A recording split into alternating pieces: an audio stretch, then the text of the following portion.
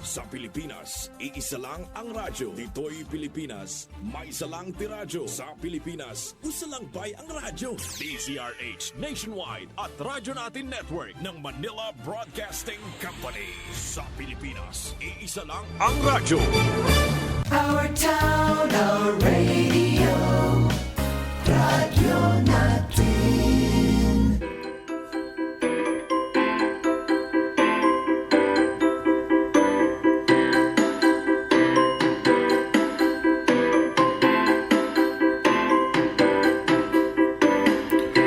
Welcome to Himaya sa Diyos, the weekly program of Sunday Mass readings, inspirational homilies by bishops and priests of the Holy Catholic Church from the Diocese of Kansas and the Diocese of the Philippines.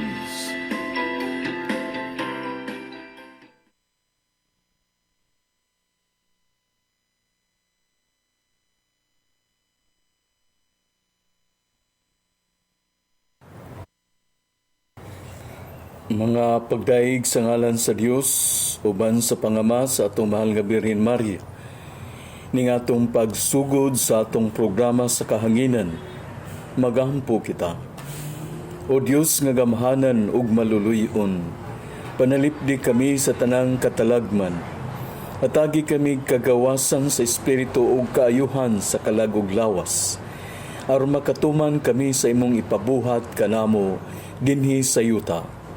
Kini among gipangayo pinagi sa among Ginoong Hesukristo imong anak, nga buhi ug hari uban kanimog sa Espiritu Santo, Dios hangtod sa kahangturan. Amen. Aniya usab kita mulanog uban sa dakong kalipay, nining kabuntagon sa ikatlo-ag duha nga Domingo sa tuig sa simbahan. Sa tumang pagpasalamat, mapadayunon kita sa atong pagpanikay-sikay sa atong kinabuhi, dinuyugan sa dakong grasya sa Dios sa ato usab nga kinabuhi. Uban sa atong pagtamod ug pagpasalamat sa Ginoo, tungod kay aniya na usab kita magkauban sa kahanginan sa atong programa, ang himaya sa Dios nga gipasiugdahan sa Holy Catholic Church, Diocese of Kansas, USA, uban sa pagsuporta sa Missionary Brothers of Perpetual Help, nga gipalanog o giatagan sa kaygayunan nga madungog sa kahanginan, pinaagi sa pagsibya ning atong sikat nga estasyon sa radyo, ang 103.9 FM Naval, Radyo Natin. Sa tumang kalipay, mayong buntag kaninyong tanan, maigsuon sa kahanginan. Sa mga kasuksukan o sa makakilid-kiliran nga mga dapit sa biliran, Leyte, sa Visayas, Mindanao, o kung galing ganuyon ngadto sa Kamaynilaan. Mga minahal nga katawhan sa Dios, mayong buntag kaninyong tanan. Sa ngalan sa atong programa ning pipila ka mga gutlo, ang himaya sa Dios. Kinina usab ang inyong igsuon, Melvin Clapano, sa Holy Catholic Church, Apostolic See of the Philippines, Diocese of Kansas, USA, o kasamtangang obispo sa Mindanao, makig-uban na usab kaninyo diya sa pagpaambit sa buhing pulong sa Dios alang sa atong kaluwasan. Ato usab nga pagtamod sa atong mga kadagkuan sa simbahan ug pagtuo sa atong simbahan, nga gilangkuban nila ni Bishop Stephen Grinke, Arsobispo John Robar, Deacon Jaime Barili sa Missionary Brothers of Perpetual Help, diha specifically sa Biliran, Leyte, mga diakono, kaparian, o tanang kaobispuhan sa Holy Catholic Church sa laing mga nasud. Sa ingon uban kita kanila, nining atong pag-inambitay sa buhing pulong sa Dios. Uban sa mga members nato sa Tagnipa Eagles Club, kang Kuya Vice President Jimar Lumahang, sa tanang mga kuya, ati ug bunso sa Tagnipa Eagles Club, sa dakong pagtuusab atong pangayoon ug ampuan ngadto sa Ginoo ang makagagahom sa tanan alang sa kayuhan sa atong mga sakit ug balatian, mga problema sa kinabuhi, sa natad sa pamilya, relasyon, finansyal, ug sa tanang magihambi nato nga sa kaugalingon nga kinabuhi nga ang Ginoo muhupay ug moayo sa tanan ug mahibalik kita sa maayong kinabuhi dala ang kalipay ug pagpasalamat sa atong Ginoong Dios nga gamhanan ug manunubos ug sa dakong paglaom ug pagsalig atong malitok ang salmo nga madasigon sa pag-ingon, ang akong kalag giuhaw kanimo o Ginoo akong Dios. Sa atong mga basahon nga mulanog diya sa iyang mga sugilanon ug asoy uban sa mga pagpadayag nga naglangkob ning Domingoha, sa mga basahon usab nga ato madungog sa unang pagbasa karong Domingoha sa ikakauhaag duha nga Domingo, ikakatloag duha nga Domingo sa liturhikanhong kalendaryo nga kinutlo gikan sa basahon sa kaalam ni Solomon. Nagpadayag nga ang Ginoo naghagit kanato sa pangindahay sa usa ka pagtinguha kaniya. Kaya ang Ginoo kanunay natong makaplagan diya sa atong nga tumong ug tinguha ngadto kaniya. Sa kanunay andam siya sa pagdawat ug pagsugat kanato diya sa atong kinabuhi. Kung sa ingon ana kita nagmadasigon sa pagpaninguha kaniya. Sama sa ingon nga diha sa atong pagpakabuhi nagkadiya ang atong mga pasundayag sa mga tumong sa kinabuhi. Apan ato unta nga hinumduman ang importante sa tanan mao ang atong tinguha sa pag-angkon sa kinatibuk-ang gutlo sa atong kinabuhi sa pagpakabuhi usab subay sa kabubuton sa Ginoo. Sa atong ikaduhang pagbasa nga kinutlo gikan sa sulat ni San Pablo ngadto sa taga Tesalonica, naghagit usab sa atong kinabuhi diya sa pagpuyo uban sa buhat nga puno sa buhat sa pagnindahay nga atong matumong sa usa ka matuoran sa tinguha sa pagdinasigay sa usag-usa isip katawhan sa Dios. Sa atong kinabuhi uban niini gipahinumduman kita sa pagdinasigay diya sa paghatag sa usag-usa sa usa ka paglaom uban sa pagtuo sa Dios. Nagkitang tanan adunay kahigayunan sa pagkaplag kaniya uban usab sa atong hiniusa nga pagsugat kaniya sa atong kinabuhi. Sama sa ingon nga kitang tanan adunay kahigayunan sa pagpakig-uban kaniya ug kahigayunan sa pagpakig-uban kaniya sa kanunay. Busa kitang tanan malaumon sa kahigayunan sa pagsugat ug paghiusa sa Dios diya sa atong pagdinasigay aron makaplagan nato ang tinguha uban kaniya bisan sa makalisdanan ug makasakitan sa kinabuhi. Gipamatuod usab sa dayag nga paagi sa mga sugid saysay sa atong ebanghelyo nga kinutlo gikan sa ebanghelyo sumala ni San Mateo, nga ang Ginoo nagpahinumdom kanato sa buhat sa pagsugat ug paghinagbo sa Ginoo sa atong kinabuhi. Ang ato diay nga pagpakabuhi usa ka higayon sa pagsugat o paghinagbo sa Ginoo. Busa sa ingon ang atong mga kasinatian sa kinabuhi, maayo man o daotan, usa ka kahigayunan sa pagsugat sa Ginoo. Mao sa ingon maikag unta kita sa pagdawat niini sa atong kinabuhi ug uban niining paghinagbo usa ka buhat usab sa lain nga aspeto diya sa pagpangandam. Busa ang tanan sa atong kinabuhi usa ka buhat sa pagpangandam sa pagsugat sa Ginoo. Ang atong kinabuhi uban sa mga buhat o gawi niini usa ka kalihukan sa pagpangandam. Pagpangandam nga mahimo kitang angayan sa pagsugat sa Ginoo sa umaabot nato nga kinabuhi ug sa umaabot nga paghukom sa katapusan nga adlaw sa paghukom sa Ginoo diha kanato. Busa importante sa ato ang paghangop sa pagsugat ug pagpangandam sa atong kinabuhi tungod sa Ginoo ug sa atong isig katawo. Ang unang pagbasa Kinutlo gikan sa basahon sa kaalam ni Solomon. Ang kaalam nagsidlak nga nagsiga og dili gayud maaw. Sila nga nahigugma og nangita kaniya masayon nga makakaplag kaniya. Dali siyang magpaila sa iyang kaugalingon kang bisan kinsa nga nagtinguha kaniya. Bangon og sayo sa buntag aron pagpangita kaniya og wala kay kalisdanan. Hikaplagan mo siya nga maglingkod sa imong pultahan. Ang inyong pagmatngon sa kaalam mo'y pagkabot sa hingpit nga pagsabot. Kung mangita ka kaniya sa dili madugay, makakaplag ka sa kalinaw sa hunahuna. Kay mangita siya kanila nga angay kaniya. Ang hikaplagan o hikaplagan kaniya bisan asa ka. Maluluyon siya og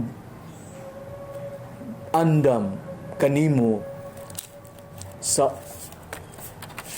unsamang nga imong hunahunaon. Ang pulong sa Ginoo. Salmo responsoryo. Ang akong kalag giuhaw kanimo, o Ginoo akong Dios. O Ginoo, ikaw ang akong Dios nga akong gipangita. Kanimo nangandoy ang akong unod o giuhaw ang akong kalag. Sama sa yuta nga uhaw, walay kinabuhi o walay tubig. Ang akong kalag giuhaw kanimo, o Ginoo akong Dios. Sa ingon nagatutok ako kanimo diya sa sanktuaryo aron pagtan-aw sa imong gahom ug sa imong himaya. Kay ang imong kaluoy mas maayo kaysa kinabuhi. Ang akong mga ngabil maghimaya kanimo. Ang akong kalag giuhaw kanimo, o Ginoo akong Dios. Sa ingon niini daygon ko ikaw samtang buhi pa ako.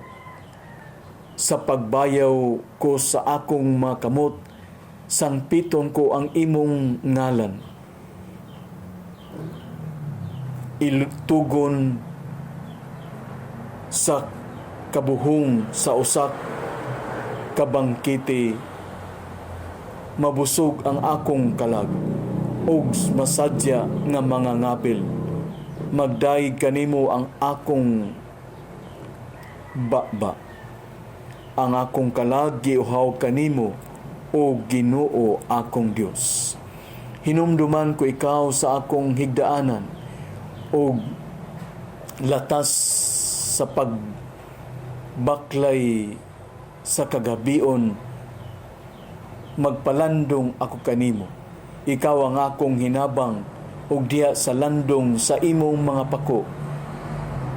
Nagasinggit ako sa kasadya.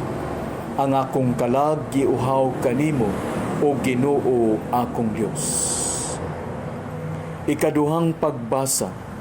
Kinutlo gikan sa sulat ni San Pablo ngadto sa taga-Tesalonica. Mga igsuon, buot kami nga masayod kamo sa kamatuoran, may tungod ni adtong nangamatay na. Aron dili kamo mag-uol ingon sa mga tao nga walay paglaom. Kakita nagtuo man nga si Jesus namatay og nabanhaw.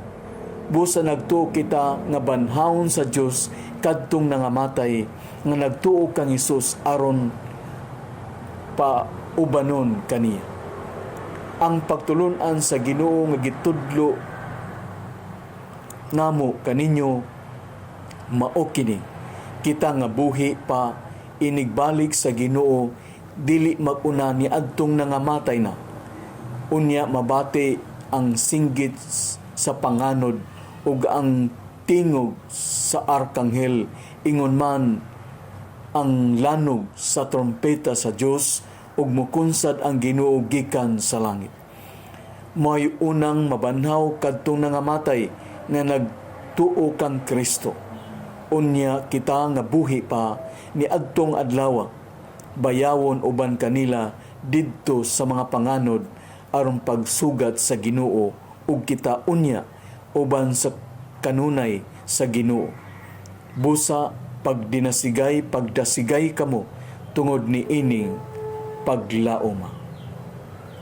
Ang pulong sa Ginoo.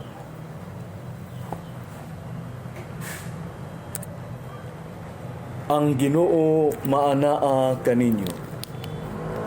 Ang santos nga ebanghelyo sumala ni San Mateo. Si Jesus misugilon og sambingay ngadto sa iyang mga tinud-an.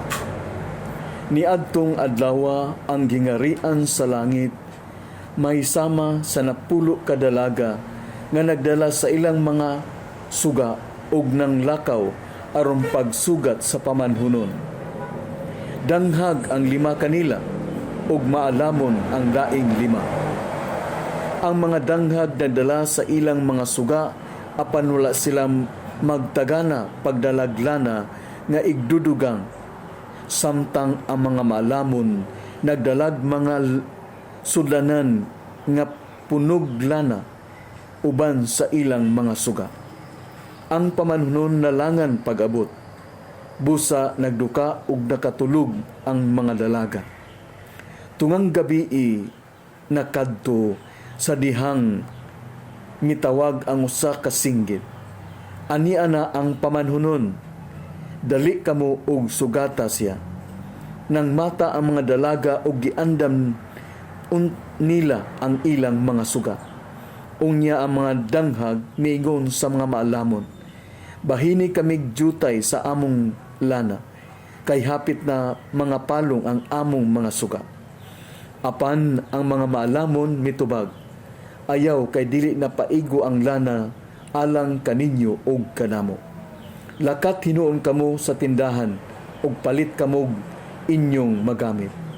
Busa ang mga danghag nga dalaga milakaw aron pagpalit og lana, ug sa wala na sila didto miabot ang pamanhunon. Ang 5 kadalaga nga nakapangandam mikuyog kaniya pagsulod ngadto sa kumbera sa kasal ug gisirhan ang pultahan. Unya misunod ug miabot ang ubang mga dalaga ug nagsinggit ug misinggit sila, Sir, Sir, pasudla kami. Apan ang pamanunhon mitubag, wala ako makaila kaninyo. Ug gitapos ni Jesus ang sambingay sa pag-ingon, busa pagtukaw kamo kay wala kamo mahibalo o mahibalo sa adlaw o sa takna. Ang ebanghelyo sa Ginoo. Mga igsuon, sa atong ordinaryo nga pagpamalandong nga atong maduki-duki sa atong galamhan ug hunahuna karong ikakatloan duha nga Domingo sa atong ebanghelyo, atong mahulma sa duha ka mga puntos. Ang atong pagpamalandong sa atong ebanghelyo adunay duha ka mga puntos, ug mao kining mosunod. Ang una nga punto, Christian life is an act of encountering. Paghinagbo o pagsugat sa Dios sa atong kinabuhi, diya sa atong pagpakabuhi uban sa atong isigkatawo. Ang ikaduha nga punto, Christian life is an act of preparing. Pagpangandam sa umaabot sa atong kinabuhi ug sa umaabot nga paghukom sa Dios kanato. Busa nga atong kinabuhi karon usa ka pagpangandam sa umaabot. Mao dili lang kita magpakabuhi karon kundi usab sa umaabot. Atong hisgutan ug agpaton sa tinagsa ang mga puntos nga atong gilakbitan. Ang unang punto, Christian life is an act of encountering. Christian life is an act of encountering. Paghinagbo o pagsugat sa Dios sa atong kinabuhi diya sa atong pagpakabuhi uban sa atong isigkatawo. Busa ang Ginoo misaysay sa pag-ingon. Niadtong adlaw ang gingarian sa langit may sama sa napulo kadalaga nga nagdala og ilang mga suga og nang lakaw aron pagsugat sa pamanhunon. Gihulagway sa ingon ang pagsugat of an encounter. Ug sa mao nga encounter sa mga mata sa atong pagtuo is solely an act of encountering God in life. Your iPhone is below 35%. Charge your iPhone 13 Pro Max now. Encountering the groom nga mao ang atong Ginoo sa atong kinabuhi. Mga igsuon, ang atong kinabuhi gihulagway sa nagkadaiya nga mga kasinatian. Ana ang problema, kasakitan, kapakyasan. Kini nga mga kamatuoran usahay ug sa kanunay atong makaplagan sa atong pagpakabuhi. Mga kasinatian nga makapahimulag kanato sa Ginoo ug sa atong isigkatawo. Usahay ang mga kanindot sa kinabuhi o kamugaway daw malimot na kita sa pagtanaw of encountering God sa umaabot. Usahay kini nga mga kasinatian mao ang makaguba sa atong relasyon, panginabuhian ug pagtuo ngadto sa Dios. Kini nga mga realidad ana ang atong mahipalgan sulod sa pamilya, katilingban o sa simbahan. Busa ang Ginoo nag-abri sa atong pagtuo nga kita unta mo padayon sa kadasig sa pagdawat nining tanan. Nga ang mga kalisod nga kasinatian, ang mga maanindot nga kasinatian can be an experience of encountering God sa umaabot. Busa mapadayunon unta kita sa pagpakabuhi, taliwala sa tanan aron atong masugatan ang Ginoo sa umaabot ug maangko nato ang kaluwasan nga dayon sa kinabuhi. Ang ikaduhang nga punto, Christian life is an act of preparing. Christian life is an act of preparing. Pagpangandam sa umaabot sa atong kinabuhi ug sa umaabot nga paghukom sa Dios kanato. Busa nga atong kinabuhi karon usa ka pagpangandam sa umaabot. Mga dili lang kita nagpakabuhi ug magpakabuhi karon, kundi usab sa umaabot. Sa atong ebanghelyo madungog ang pulong ni Kristo pag-usab. Nang mata ang mga dalaga ug giandam nila ang ilang mga suga. Unya ang mga danghag miingon sa mga maalamon, bahini kami jutay sa inyong lana, kay hapit na mga palong ang among mga suga. Apan ang mga maalamon nitubag, ayaw, kay dili na paigo ang lana alang kaninyo ug kanamo. O gitapos ni Jesus ang sambingay sa pag-ingon, busa pagtukaw kamo, kay wala kamo mahibalo sa adlaw o sa takna. Ang bayho ni ini nga mga pulong sa atong Ginoo mao ang hiyas sa pagpangandam. It calls us to preparation and preparing of what is to come with vigilance. Sa atong kinabuhi, isip katawhan sa Dios o piniling katawhan sa Dios, mahigmata unta kita sa mga kamatuoran nga ang Ginoo was encouraging us of such act of preparing sa atong Kristohanon nga kinabuhi. Sa kamatuoran ni ini mao ang pagsunod sa Ginoo. Sa atong pagsunod kaniya, giandam niya ang dalan alang kanato. Samtang usab siya mao ang dalan kinabuhi ug kamatuoran. Kini nga pagpangandam atong masinati sa atong kasamtangan usab nga kinabuhi. Diya sa atong pagbuntog sa pagkadautan uban sa atong kamaayo. Diya sa atong kamanggi higugmaon batok sa dili kamahigugmaon. Sa atong kamapasayloon luyo sa atong mga pagdumot o katig-a sa atong kinabuhi. Sa atong kamaalagaron, luyo usab sa atong walay pagpakabana. Ang tanan nagahulagway sa usa ka pagpangandam sa atong pagsugat usab sa Ginoo sa umaabot. Kini nga mga hiyas ug bertod nga atong gipuy-an sa kinabuhi usa ka kamatuoran sa pagpangandam sa atong kinabuhi. Busa mapadayunon unta kita sa atong pagpakabuhi diya sa pagpangandam uban sa kadasig sa pagsugat ug pagpangandam sa kahimayaan nga atong makab-ot sa pag-abot sa Ginoo sa atong kinabuhi aron sa paghukom sa katapusang mga panahon. Busa puy-an unta nato ang pagsugat ug pagpangandam sa umaabot sa Ginoo uban sa paghukom. Nahumana ang mga gutlo sa atong pagpakig-ambit sa pamalandong nining atong programa sa radyo ang Himaya sa Dios. Atong pagpasalamat sa usag-usa sa atong pagahin sa panahon sa pagpaminaw ning atong tulmanon matag Domingo ang Himaya sa Dios. Hangtod unta sa sunod nga Domingo kita makapadayon sa pagpaminaw sa usag-usa sa mga buhing pulong sa Dios.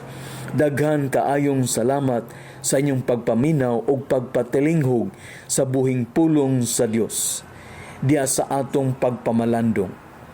Sa ngalan sa Holy Catholic Church, Diocese of Kansas, USA, uban ni Bishop Stephen Grinke, Arsobispo John Rubar, Deacon Jaime Barili, mga kaparian, diakono, mga kaobispuhan sa gawas sa nasud ug sa tanang matuuhon sa Holy Catholic Church.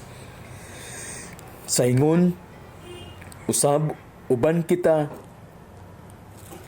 usab nining sikat nga istasyon sa radyo, ang 103.9 FM Naval, ang radyo natin. Daghan kaayong salamat. Magampo kita. O Ginoo, nagapasalamat kami kanimo tungod sa kalanon nga imong gihatag kanamo. Pinagi sa imong espiritu baskuga dinhi kanamo ang imong kinabuhi ug himuang nga magmakanunayon kami sa pag-alagad kanimo.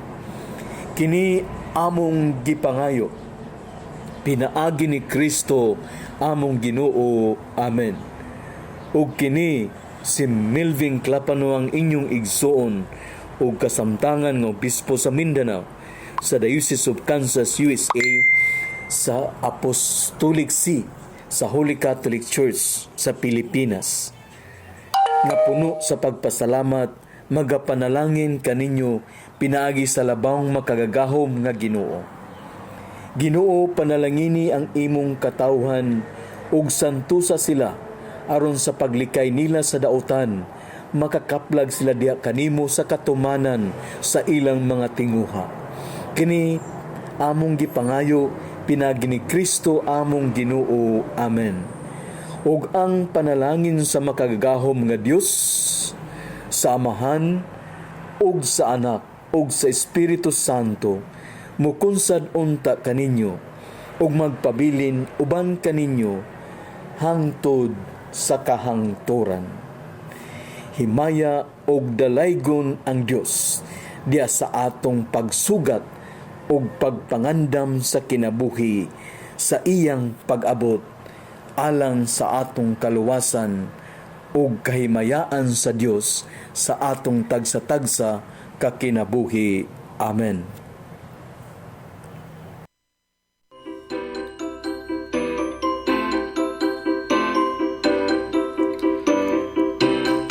This has been Himaya sa Diyos. Our program was sponsored by the Society of the Missionary Brothers Perpetual Help. Our music is furnished by Ben Sound.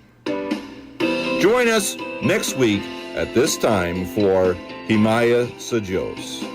This is Father Steve Granke saying, Ang Ginu Mana Kaninyo. God bless you all.